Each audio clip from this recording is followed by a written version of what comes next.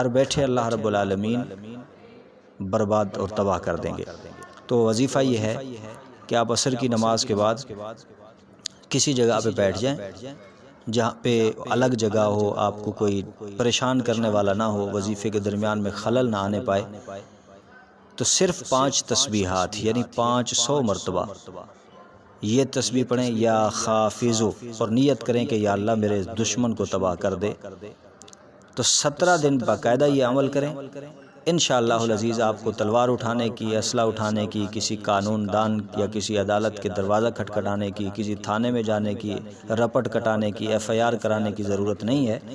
آپ کا دشمن اپنے گھر بیٹھے ہی تباہ و برباد ہو جائے گا۔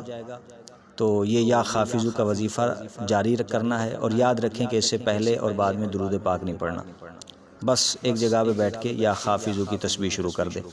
اور یہ بھی یاد رکھیں کہ چھوٹی موٹی چیزوں کی بنیاد پہ اسے نہ پڑھنا شروع کر دیں۔ کسی نے آپ کو گالی دے دی، کسی نے آپ کو تھپڑ مار دیا، چھوٹی موٹی رنجش ہو گئی، تو آپ بیٹھ کے اس کے لیے بھی یہ پڑھنا شروع کر دیں۔ ایسا مت کریں۔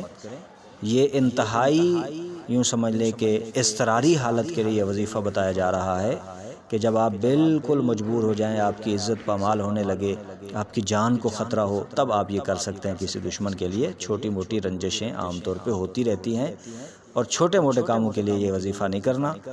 تو جس ساتھی کو بھی، جس بھائی کو بھی، جس بہن کو بھی دشمنوں کی طرف سے زد و کوب کیا گیا ہے، عزت اور ہتک اس کی گئی ہے، تو وہ یہ وظیفہ کر سکتے ہیں انشاءاللہ العزیز۔ چند دنوں کے اندر وہ خود اپنی آنکھوں سے دیکھ لیں گے کہ ان کے دشمنوں کا کیا انجام ہوا ہے۔ یا خافظو یاد رکھیں، عصر کی نماز کے بعد 5 تسبیحات پڑھنی ہیں، یا خافظو یا خافظو یا خافظو۔